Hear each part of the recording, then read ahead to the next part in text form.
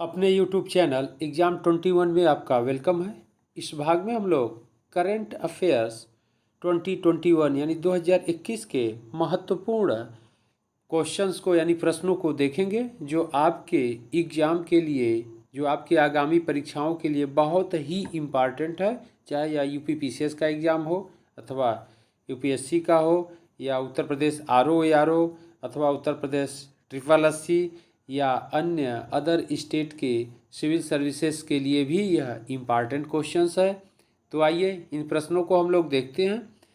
इस भाग का पहला प्रश्न है, विश्व प्रकृति संरक्षण दिवस कब मनाया जाता है? प्रश्न को एक बार फिर देख लेते हैं हम लोग। विश्व प्रकृति संरक्षण दिवस कब मनाया जाता है? ऑप्शन है 1 28 जुलाई, 2 है 29 जुलाई और 3 है 30 जुलाई एंड 4th है 31 जुलाई।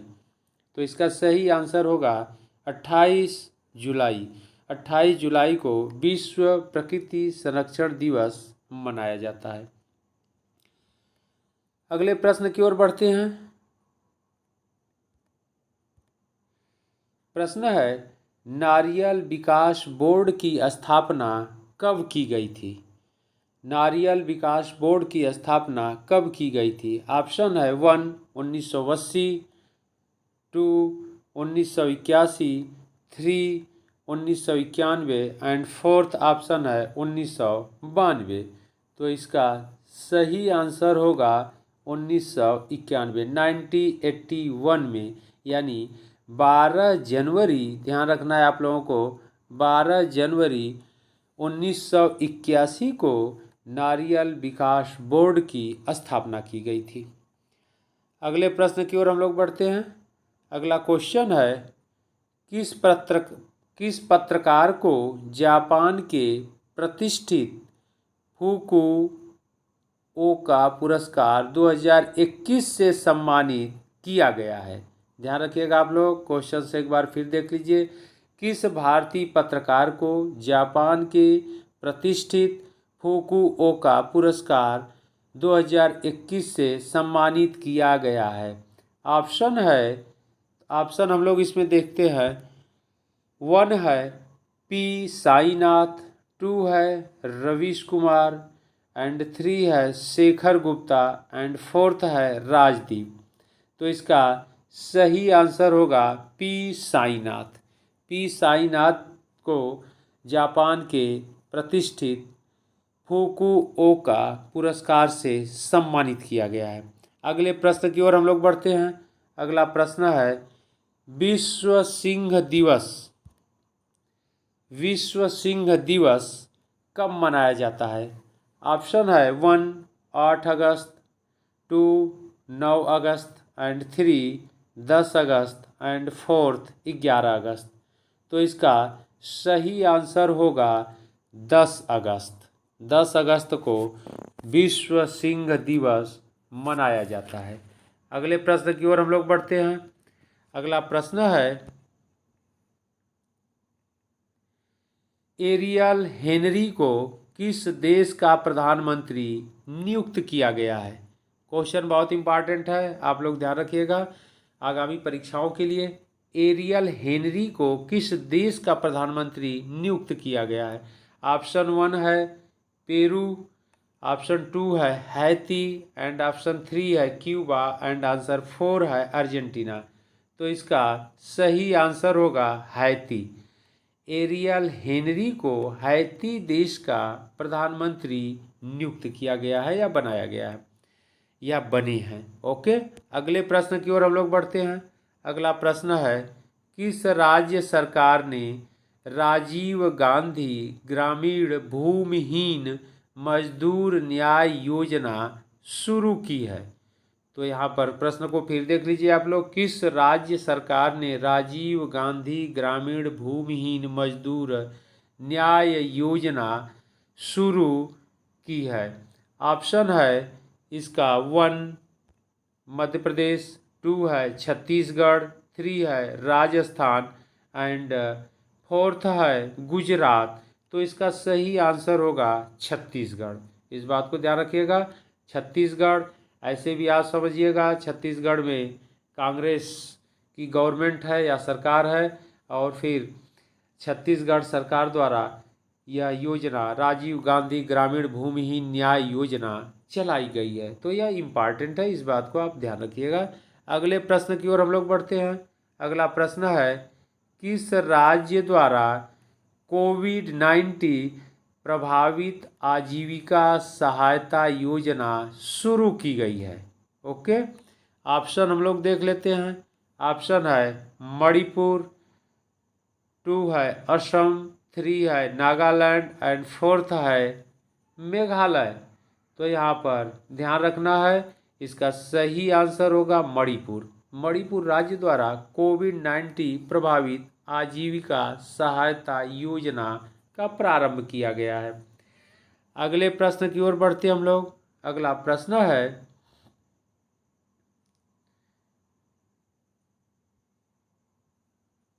उत्तर प्रदेश सरकार द्वारा गंगा एक्सप्रेसवे परियोजना के लिए किस बैंक से ऋण प्राप्त किया है? ओके, कभी भी पूछ सकता है, एग्जाम के लिए इम्पॉर्टेंट है। उत्तर प्रदेश सरकार द्वारा गंगा परियोजना यानी गंगा एक्सप्रेसवे परियोजना, जो गंगा एक्सप्रेसवे का निर्माण किया जा रहा है, और गंगा एक्सप्रेसवे जो मेरठ से प्रयागराज तक इस एक्सप्रेसवे का निर्माण कार्य प्रारंभ कर दिया गया है। इसको पूरा करने के लिए उत्तर प्रदेश सरकार द्वारा किस बैंक से ऋण लिया गया है? तो यहाँ पर ध्यान रखना है। ऑप्शन है 1 पंजाब नेशनल बैंक, 2 भारतीय स्टेट बैंक एंड 3 एशियाई विकास बैंक एंड 4th है विश्व बैंक यानी वर्ल्ड विश्व बैंक। तो इसमें सही आंसर होगा पंजाब नेशनल बैंक यानी PNB। तो PNB से यह उत्तर प्रदेश सरकार द्वारा ऋण लिया गया है, और यह ऋण कितने का है आप लोग जानते रहिएगा, 5100 करोड़ रुपए का है, यानी 5100 करोड़ रुपए का ऋण इस पंजाब नेशनल बैंक से गंगा एक्सप्रेसवे मार्ग को या गंगा एक्सप्रेसवे परियोजना को कंप्लीट करने के लिए, पूरा करने के लिए उत्तर प्रदेश सरकार द्वारा लिया गया है। और यह एक्सप्रेसवे मार्ग आपके एग्जाम के लिए इम्पॉर्टेंट है कि गंगा एक्सप्रेसवे मेरठ से प्रयागराज के बीच में इसका निर्माण किया जा रहा है, बहुत इम्पॉर्टेंट है। और यह गंगा एक्सप्रेसवे 594 किलोमीटर लंबी है, यानी 594 किलोमीटर इसकी लंबाई है। इस प्रकार गंगा एक्सप्रेसवे मार्ग भारत का दूसरा सबसे लंबा एक्सप्रेसवे मार्ग है, बहुत इम्पॉर्टेंट है, ध्यान रखिएगा आप लोग। अगले प्रश्न की ओर हम लोग बढ़ते हैं। अगला प्रश्न है, सागू बागू परियोजना किस राज्य द्वारा प्रारंभ किया गया है? तो सागू बागू परियोजना किस राज्य द्वारा प्रारंभ किया गया है? ऑप्शन 1 है तेलंगाना, 2 है आंध्र प्रदेश, 3 है महाराष्ट्र एंड 4 है उड़ीसा। तो इसका सही आंसर होगा तेलंगाना।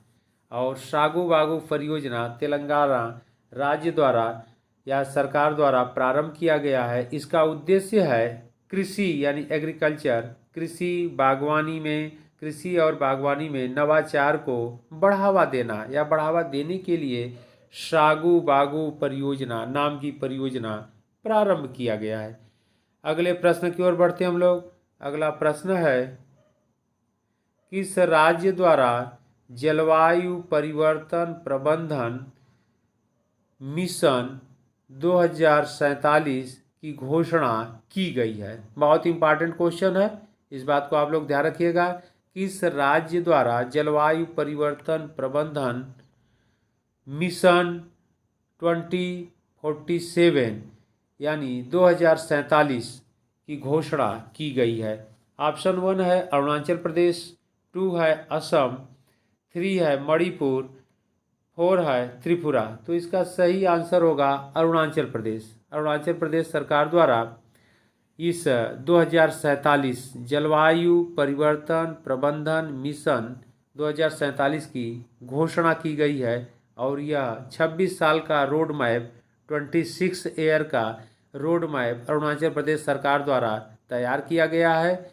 और इस रोड मैप के अनुसार यानी जलवायु परिवर्तन प्रबंधन मिशन 2047 के अनुसार